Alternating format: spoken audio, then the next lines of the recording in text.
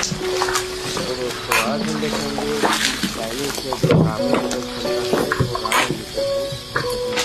Basically ये Chinese का जाना माना डिश है और ये देखा जाए तो मेरा भी एक फेवरेट डिश है। एक जगह से ये मुझे बहुत पसंद है। तो आज हम देखेंगे इस वीडियो का। सबसे पहले हम तैयार करेंगे जो नूडल्स हम तैयार करते हैं दुकान से नहीं खरीदते, वो हम खुद बनाते हैं। इसके लिए हमें लगता है पाउडर, नाम मुझे याद नहीं। फिर दोस्तों उस पाउडर को थोड़ी देर के लिए पानी में भिगा के रखेंगे।